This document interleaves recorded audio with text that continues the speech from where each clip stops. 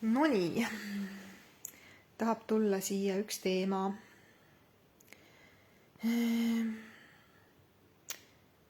Kui me jätame kõik universumi või nii-öelda Jumala hooleks, siis kas me tegelikult vastutame oma elu eest? Ei vastuta. On okei vahepeal küsida abi kõrgematelt jõududelt. On okei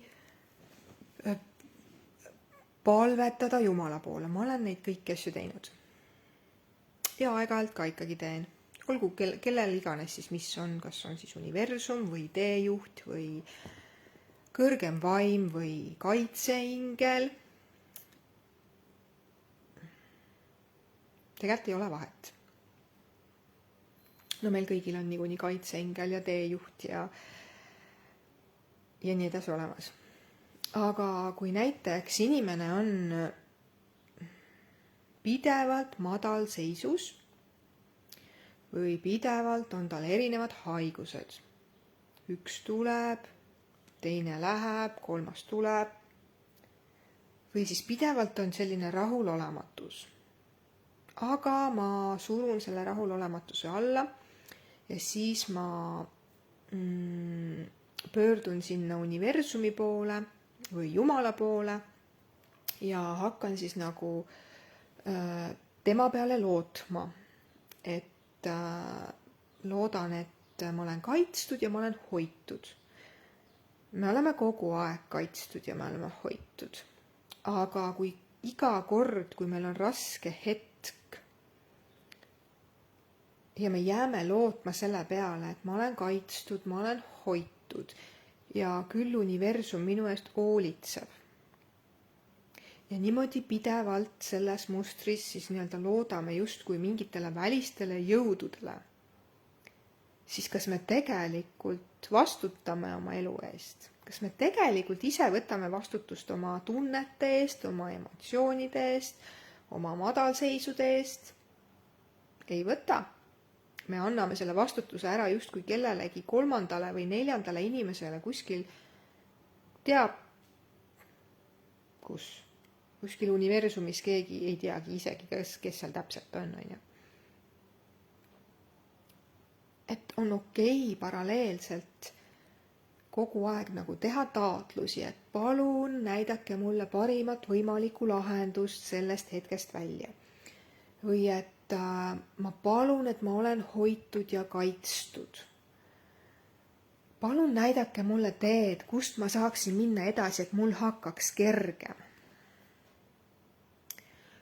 Palun tuua minu teele uusi võimalikkuseid, et ma näeksin veelgi selgemalt, mida mul on tarvis muuta. Palun lahendusi. Sellised taotlused universumisse teele saata igapäevaselt on okei, eriti kui meil on mingi raske periood. Need on väga olulised, sest taotlustel on väga suur mõju ja võim. Ja eriti kui see tuleb meie seest.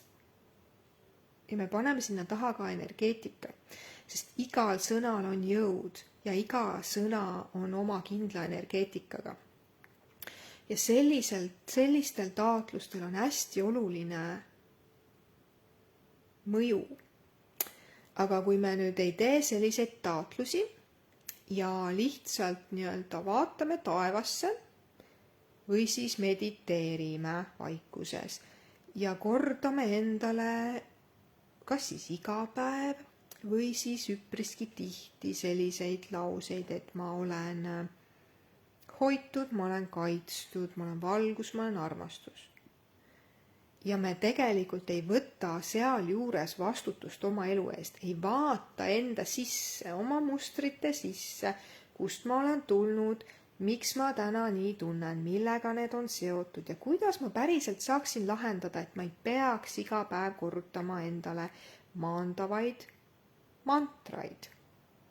Ja mitte jääma nendesse maandavatesse mantratesse kinni. Maandavad mantrad siis, et ongi, et ma olen kaitstud, ma olen hoitud, minuga on kõik hästi. Kui tegelikult meil on võib-olla sees podiseb 10 erinevat teemat, me oleme rahulolematud.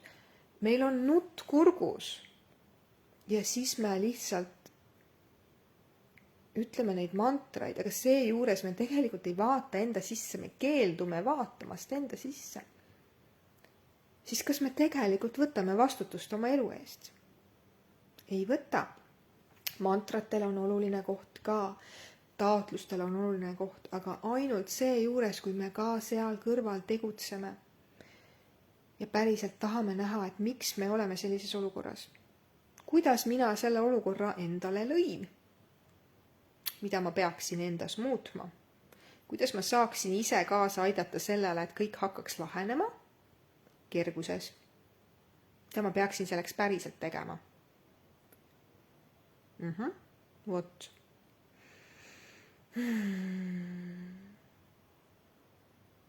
Tänaseks ongi kõik, see teema tahtis tulla siia purki. Võid kaasa kõlada, mis tundeid see sinust tekitas. Kas sa oled läinud mõne äärmusega kaasa või oled sa mõnes äärmuses kinni? Vot nii, imeilusat päeva sulle ja mõtisklemist nendel teemadel.